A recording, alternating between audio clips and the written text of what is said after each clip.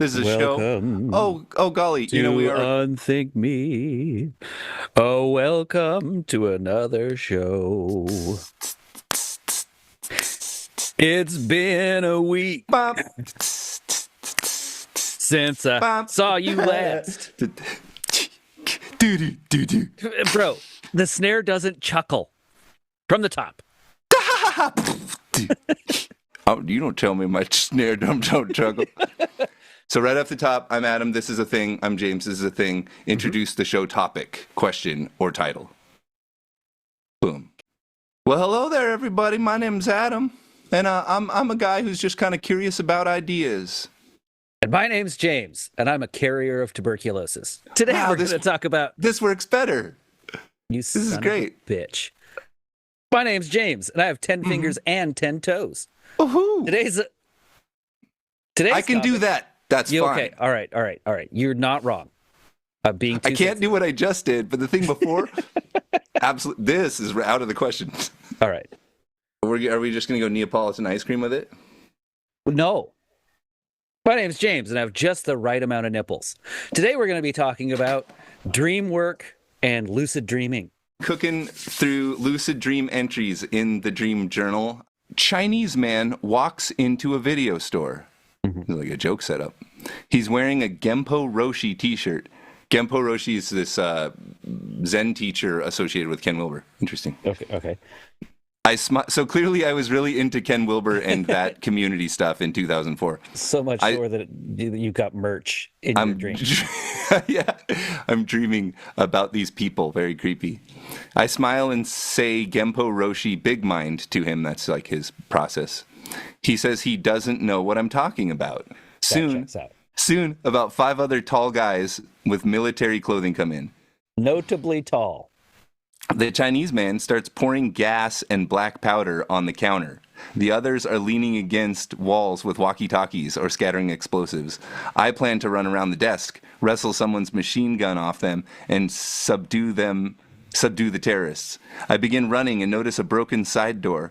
I headbutt it open and run out into the sunny parking lot. I know they're after me. I'm running in slow motion. I become lucid at this point because the slow-mo's a huge tip-off.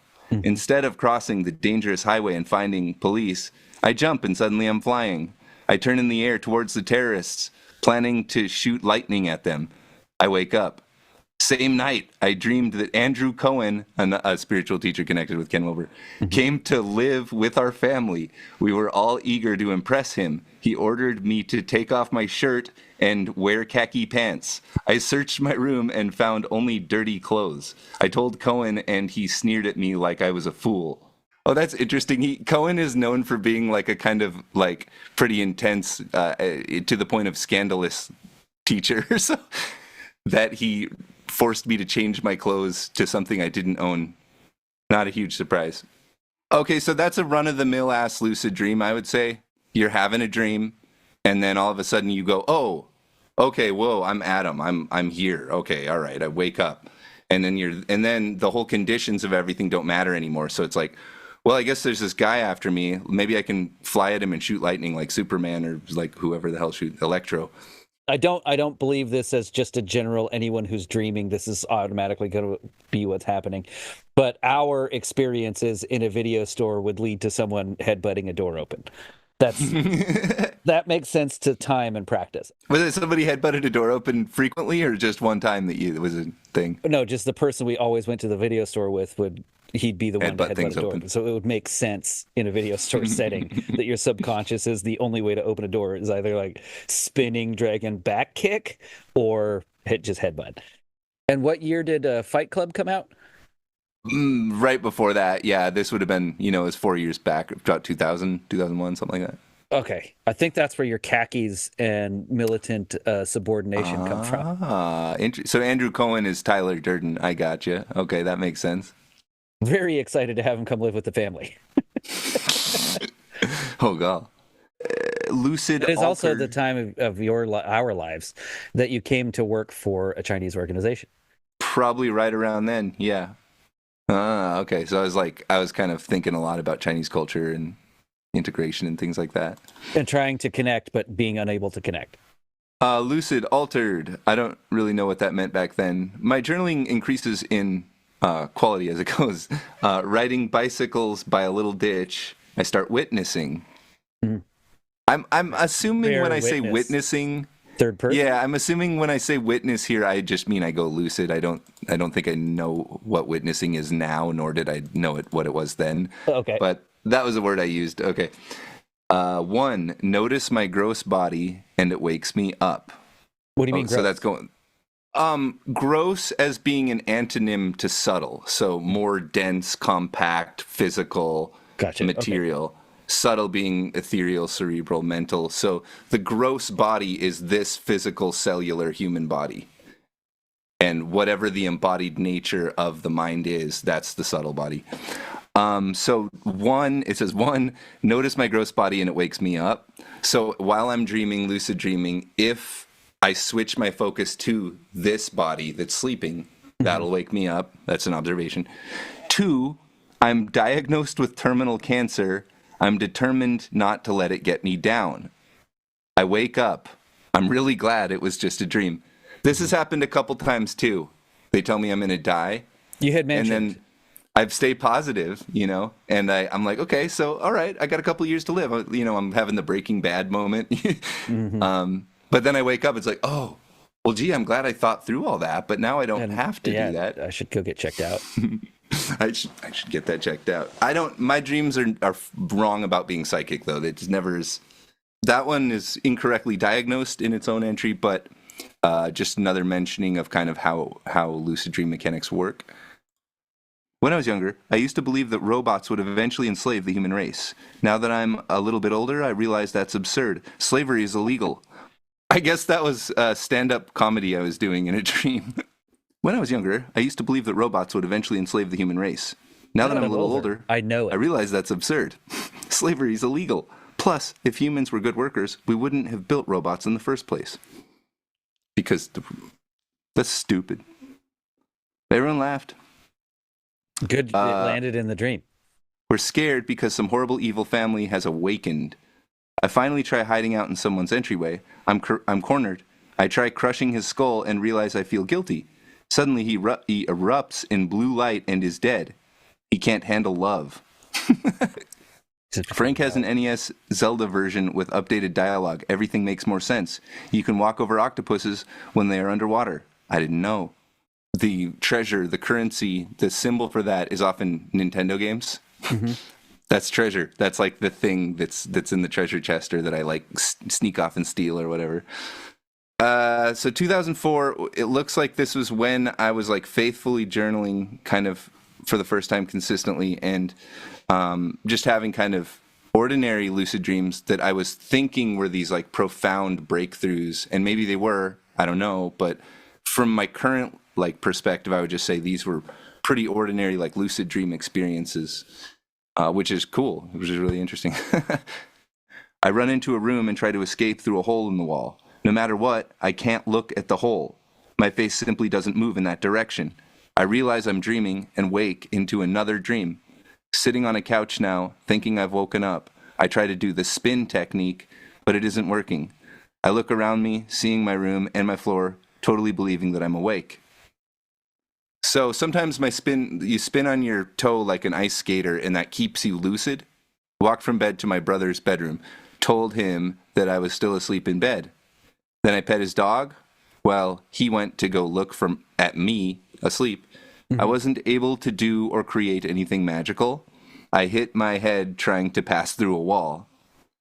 This one is kind of interesting because I actually checked this with my brother in real life to see if it actually happened in real life. But it was it was a lucid dream where it seemed there was nothing out of the ordinary. There was nothing strange or magical. I had no powers. I tried to phase through a wall and ran into it. So I'm like, okay, so this is real. And I went and I got my brother. We hung out and talked. And I was like, okay, well, I am lucid. So like, I want to know if this is like really happening or if we're connecting or soul bonding or, nothing at all. Nothing at all. I did this several times. I'd interact with people and I'd call them on the phone. Did you get it? Did you get it? Nothing at all happens in real life. But you really believe in that lucid dream experience. You really believe like, okay, this is really, they're going to get this. I'm connected with them in real life, We were both there. Nah. But it really feels like it'll work. Out of body experience, which God. again, I'm probably misdiagnosing because this is 2005. Here we go. I was angry at friend. I knew he was in the room because I could hear his heavy breathing. I suddenly remembered that friend had left and was forced to conclude I was hearing my own body snoring. I began to talk to my body. I definitely felt in tune with the mind body, and the body felt external. It was very charged emotionally. It was frightened a lot by me, as if I were a ghost. Okay, I get it. So my physical body, as perceived in the dream externally, was afraid of me. Okay. I was frightened too. So dream floating Adam was frightened too, but the body was hysterical. So, okay, I do remember this. Yeah. I calmed it down and gently rolled on top of it. I said I wanted it to tell me what I looked like, and I didn't want to be scared anymore. The body was at least somewhat compliant, although it was still yelling and I was beginning to worry people would hear it. Finally, I opened my mind-body eyes. The blanket was over my head. So that's my actual body, I think. While I could see the outline of my body, it wasn't very visual. I tried to move the blanket off my head to no avail. Finally, I started humping the body. It felt very good, and I felt like the body was satisfied and complacent at last. I then re-entered my gross body to a small extent. I could feel the twist of my gut and wasn't able to move freely by will. I spent a long time attempting the spin technique. It almost worked. Eventually, I gave up and woke up, mostly just so I would remember to write this down. Must have been one of the first times this had happened to me. To me, it's a slightly different category of lucid dream, where there is this interaction between what you consider or you perceive as the dreaming self and the physical body that's asleep, snoring, dreaming. Now, as far as the concrete realness of it, I'm saying absolute zero. It's not actually happening, but this is a category of lucid dream. I said things to my own body. That's really interesting. And the body reacted like an animal, kind of. It was sort of animalistic, and it was screaming and stuff. And I was worried that people in real life would hear my body screaming, but it wasn't really happening. Mm-hmm. So it's totally a dream, and it's totally a lucid dream. And then it's totally this thing where in a lucid dream, you are floating above your body, and there's this weird kind of like acknowledgement of there being a difference between this thing that you're dreaming and the physical body itself. Is this during the couple years that you slept outside? I'm gonna guess this was out. This was on the deck, so semi outside, but not in the tent. Yeah. No. I'm not. That's what I meant. Open air. Temperature, and wind could get you. I was thinking, like, why would you wake up with your head completely under the blanket? And because it's like -5 outside. You can't move the blanket, and you're asleep, but your real mind is like, you really shouldn't move the blanket. So you're like, probably you're unable. Yeah. I think there's it's so crazy. You're divided into all these different voices. Like one of them's just trying to preserve the sleep process. I mean, probably the biggest one. Yeah, well, I mean, in self-preservation, like you're gonna get frostbite if you take those blankets off. So there's no way, even in your dream, I'm gonna let you do that. This is beige level Adam just trying to survive. Yeah, you're not moving that blanket. I have had dreams where I make mental note. Oh, I'll have to remember to write this down. And then when you get into the habit of writing things down, like you start to dream about. Oh, yeah. You dream like this. You're like, oh God, I got to remember to write this one down. Whether that breaks you from lucidity or vividness or just regular dreaming or not, like that might be a slightly like waking up to your logical mind thing, but I do think that helps. It's like taking notes in a class. It's like you're flagging it off as something worthy of your remembering it or holding on to it or whatever. And I will say, I haven't done a ton of dream work in my life at all. I don't have journals dating back 2 decades. This is a But strange thing. I did put concerted effort in this last week to work on some dream work. Yeah. You say you don't do homework. Well, we agreed that we would do some homework, at least topic bound. And so I did notice that within a week, I was able to manipulate to an extent what my dreams were about. I didn't go lucid. They weren't more vivid than normal, really, but I was able to put my will on what the topic was going to be and what it was, and stayed. And in one dream around Thursday, I was able to be like, I'm bored of this. Let's switch. I wasn't able to control myself in the dream. I was still a passenger to the dream, but I was able to say next. So just by kind of like before you go to bed, you're like, I'm gonna have a lucid dream tonight. I'm gonna remember a lot tonight. What I was saying is, this is what I'm going to dream about tonight, and I'd focus on that more than just letting my mind wander. Like a theme or like a setting. Yeah. And then I found, I was able to induce that several times last week. Interesting. Okay. I'm still a passenger. I'm still an observer of the dream happening. I'm not controlling it in any way. But in my wake, as soon as I wake up, like, yep, that's what I wanted it to be, and there it was. It does take a lot of practice and work, but within as little as a week, I started to notice that I was influencing my dreams without a ton of effort, without a ton of waking effort. You're pretty immediate results, some sort of result. Yeah. That's something cool. Noticeable, or maybe coincidental, maybe not, but going to sleep with the focus of what my dreams were going to be about. 3 of the 5 nights played out that way, and one of the 3, I was able to say, okay, I'm done with this topic. We're going to another one, and it went to the one that I also wanted it to go to. That's super cool. I'm not like trying to be vague intentionally. They were hunting and fishing dreams. They weren't like, so there I was banging Adam, and I got tired of it, so I started banging 2 Adams. No, that's not what I'm talking about. That's more my cup of tea. Yeah.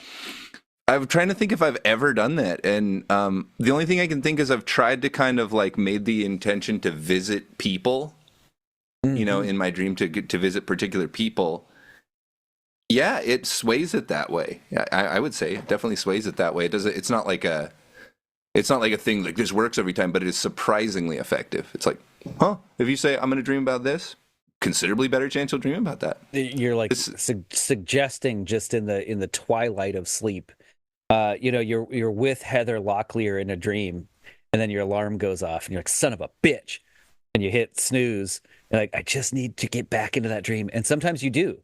And this, of course, is the very part of the mind that suggestion works on. This is that part of the mind. So it's like, this is the suggestible part of the human being. So yeah, these hidden assumptions, deliberate assumptions, intentions, impressions, all this stuff, it in normal life, it doesn't matter so much because it's an objective thing. But in this dream world, like all that stuff is significant. It's the foundation of what's happening. In normal life, you're trying to Jedi mind trick, like these aren't the droids you're looking for type deal. You bet. Doesn't work. But right before you're going to sleep, like you're going to find the droids you're looking for. You might. 2005, I seem to be having like 1 or 2 a month. Starting, I hadn't had these a lot before. So in the middle of a bunch of stuff, I wake up in my brother's room in a chair. There are a lot of dirty cobwebs. Curious, I go to try and read the names on the CDs. They all look familiar, but I can't see the names enough to read. Amy is there. I ask Amy if she is dreaming. We go outside for a walk in the sun. Outside my brother's room is north of the X's. These are big X-shaped apartments. There are people outside. I want to fuck Amy. That's okay. We're all friends here. Okay. Just because we can. I try to unzip her jacket. Her hair is stuck in it. Right. I suggest to myself I have scissors in my pocket, not knowing if it will work. The scissors are weird. As I'm cutting her hair, I forget who she is. I wake up again. This time, I'm still lucid, but I don't know whether I'm dreaming. Oh, okay. I am lucid, but I actually think I'm awake. Another friend shows up. I'm watching a movie of that friend on TV. I forget what happens. I soon actually wake up. in the house that James and I were friends at back when we used to be friends, when we were growing up. Here we the house go. I lived at was like the X's are these two buildings shaped like big giant X's. Mm-hmm. And a thing that I noticed last year is I had a dream about the X's, and it evoked this moment where when I was a music teacher, one of the kids saw that I had long hair. I didn't understand this was why. I was worried I was wearing a skirt or something, but the kid was like, "Are you a boy or a girl?" And I was like, "I'm a man." Like, "No, you're not. You're a girl. You have long hair." And I was like, "Oh, phew. It's just the hair." Like, Yeah, right. I don't know what This time you guys think is boy and girl stuff. I'm just Right. learning this. But that was evoked in a dream that took place by the X's that I grew up by when I lived in a whole different town. What do the X's mean? I realize on the mountain you climb up, you look down at them, XX, it's the female chromosome. It's X chromosomes. Some part of my brain, some dad joking devil in my brain was like, XX, female, that student questioning your gender, something to do with gender. Does it mean that? Like, and it took me 20 years to figure this out. So now as we're going through these dreams, I notice that every time the X's are strongly implied, and I actually wrote X's there, it's always to do with this sort of like struggle I've had with my gender identity and expression. And so in this last case, Amy, to me, it's in this period of my life, 2005, she was the first person that really like encouraged and enabled me to like come out about this stuff. Like we would try on makeup and she would like, we'd dress up and be like, let's go out in public like this. Oh, I'm so scared. What do you mean? I'll get yelled at and people will laugh. And it was just, no, let's just do it because we want to. It's like, oh yeah, right. Okay. And I did that and it made me feel really good and I was really happy. And so I associate her with that. In this dream, it takes the form of me boning her, and then she transforms into someone else or something like that. But it's just to say that her as a force, as a spirit, is nurturing like my psychosexual nature, like my desire to be a gender with a gender doing happiness. She became a fulfillment of that in a really like id way, in a really like brusque way, but by the X's. X's can be thought of, like cross-dressing, like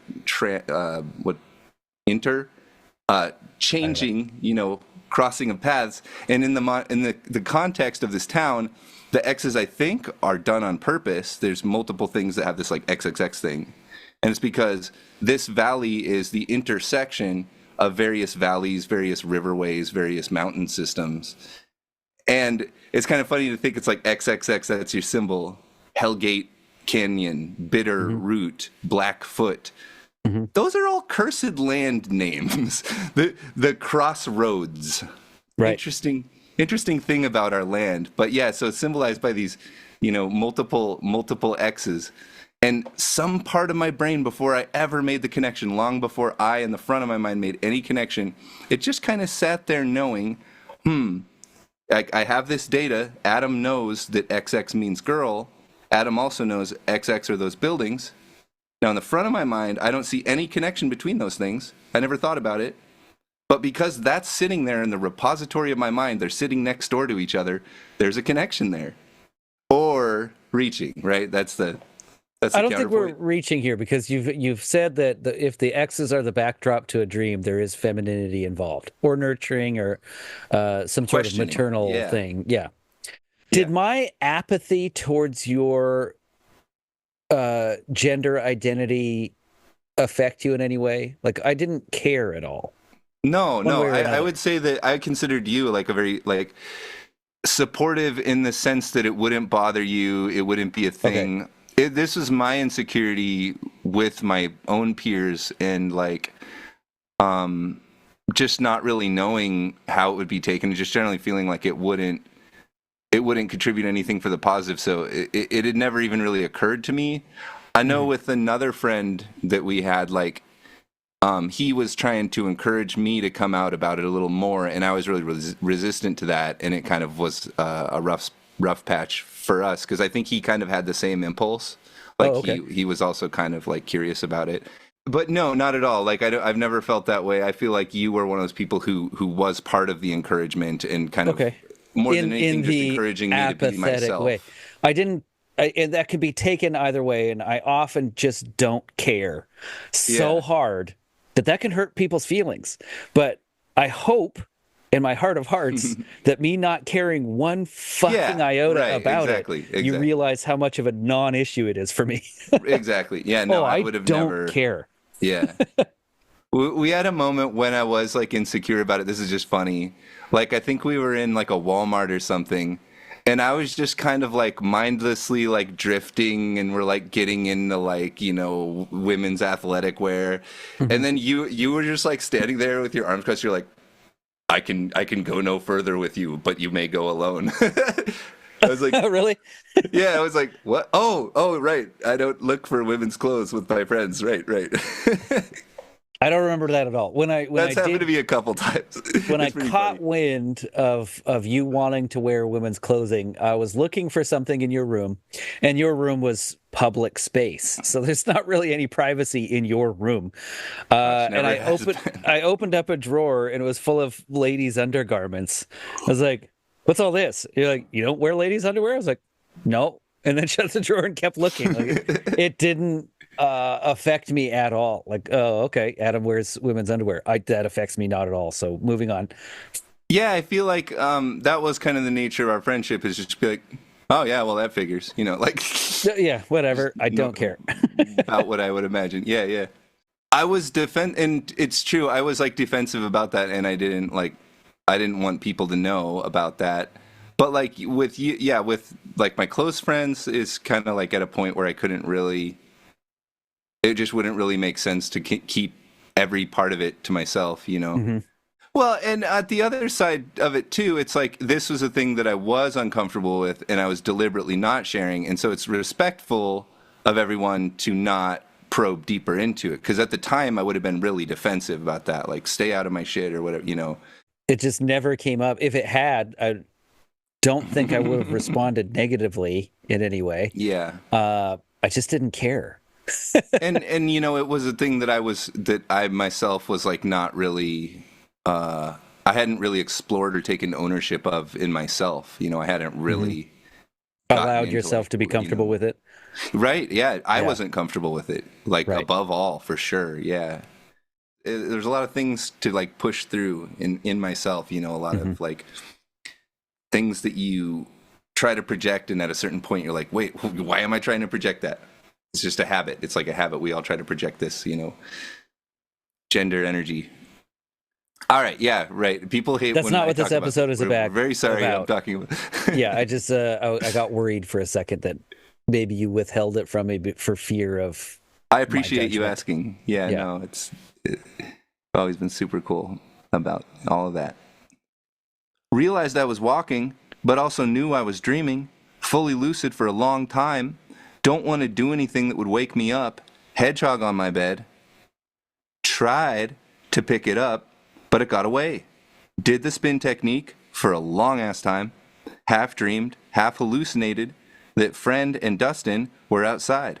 But I had sleep paralysis, and I could barely make any sound. I finally got my toes moving and got up. Still don't know if they were really there. Sleeping upstairs, kissing Lily, man oh man, what a sweet dream. Okay, that's a different one. Cute about I will Lily. say, but before our six commenters dig in on that one, you did have a lot of hedgehogs through life, so that doesn't. I had hedgehogs in real life. Seems weird when reading the thing, but like, yeah, there were hedgehogs in the house. That could happen. This is happening a lot. I have these little minor sleep paralysis incidents, and I think that I actually woke up and did something or interacted with someone, and it didn't really happen. It was a false wake up. So at this point, I'm really not at all cognizant of that, and I'm actually like, yo, Dustin, another friend, like, did you actually come to my house and try to wake me up and I was asleep? And they're like, no, that didn't happen. Took a long time before I realized that's every time.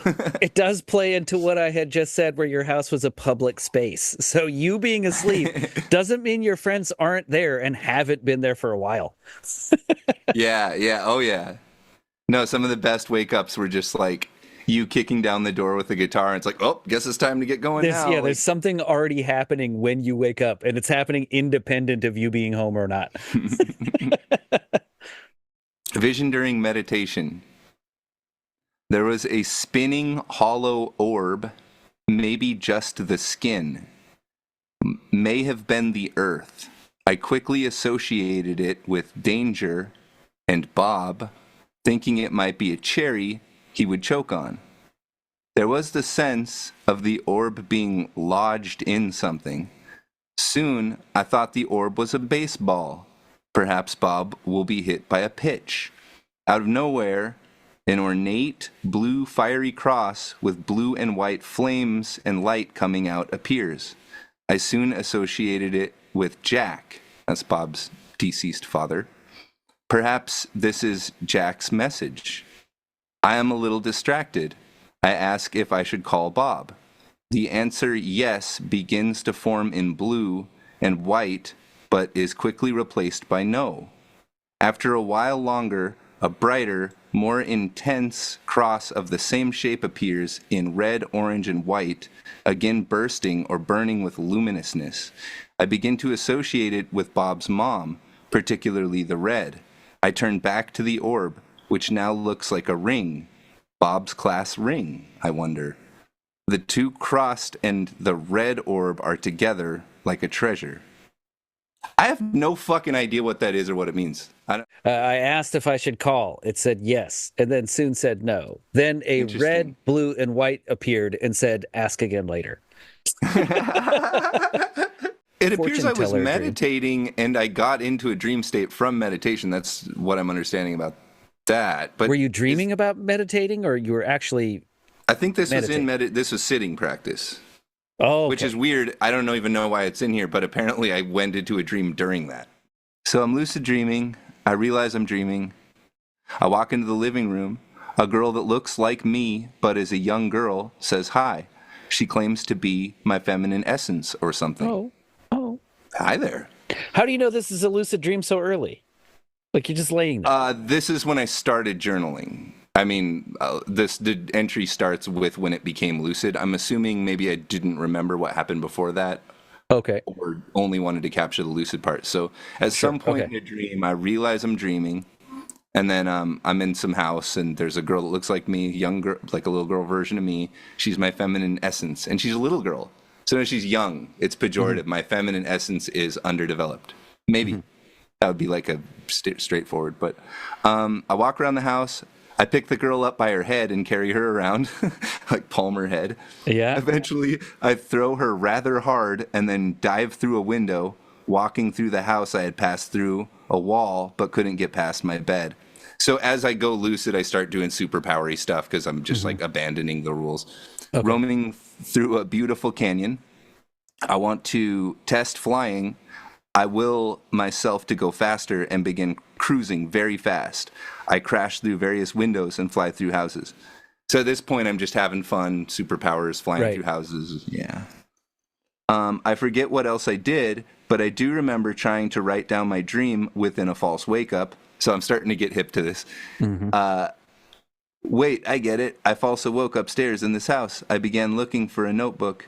Carla comes into the room and begins talking. I immediately shush her, but she jabbers on. Then Grandma comes out and chattering too. I run downstairs and find out there's a bad radio program of my own voice speaking on. Oh, maybe I'm listening to Unthink Me. I think that I've left it on intentionally and quickly turn the volume down. It actually works. Then I wake up, to my surprise, since I had thought I was already awake. Spin technique worked multiple times, still had fear of dying. In one case, I went into some illegal place and kung fu fought a bunch of gangsters. They couldn't hurt me. So you don't, as your lucidity isn't fully like right now, you're not really sure 100% whether you're in danger if you get killed. So this is a thing you play with a lot. Like make your life end by some condition of the dream, and you'll try this as like a way. If you're falling, do you wake up before you hit the ground? I never do. I'll just straight up hit the ground. That does happen sometimes, but not in a lucid dream. It'll turn into water or something crazy, I don't know if I've ever been in peril like that. Yeah? Not that I remember. Okay. I've heard people say, oh yeah, that dream sucks. I wouldn't want that dream. I wouldn't go near that rod. Don't go out.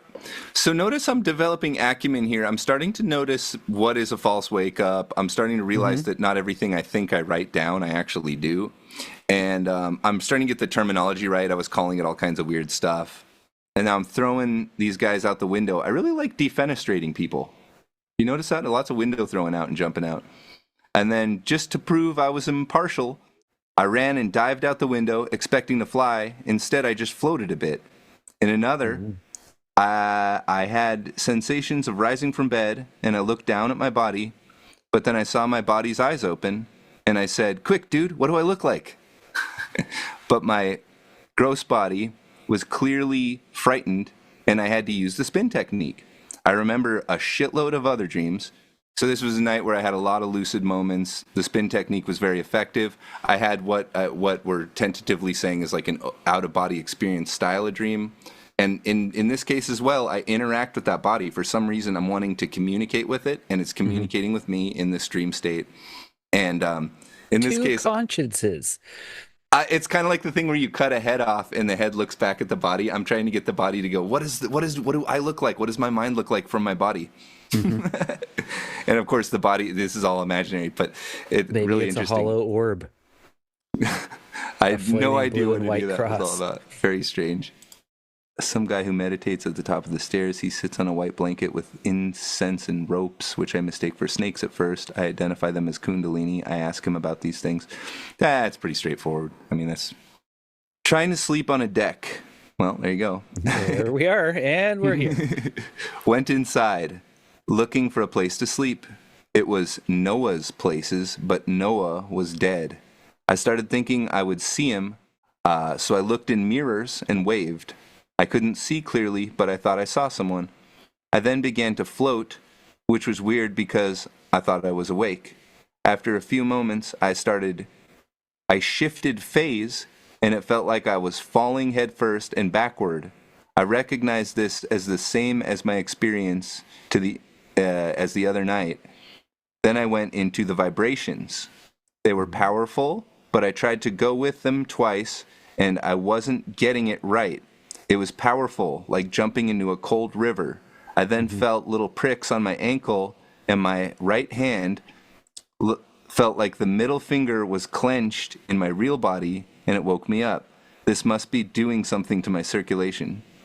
Okay, I think you were sleeping on the deck and it's fucking cold outside. You didn't understand how many blankets you needed. For sure. Yeah, and so I in the dream I went inside, and so this is You wanted to see a ghost. Also, when you said little pricks on your ankle, I thought about little penises just like lightly falling on your ankle. This is a thing that we used to call the vibrations. And I actually understand what it is now. It's when you go to sleep, the part of your brain that balances you, so you feel like you're balanced, because when you're dizzy, the world's like vaguely spinning or something. That's when you're not in balance. Or you get vertigo, like old people will get like vertigo or whatever. It's just you're not balanced. And so there's this sense of the world kind of like careening or vibrating or sucking or whatever. And this actually happens to you every time you go to sleep. It shuts off your balance. And if you're still awake while that happens, you'll experience it directly. Most of us don't experience that transition. But if you experience it, it's this really intense, like rocking feeling.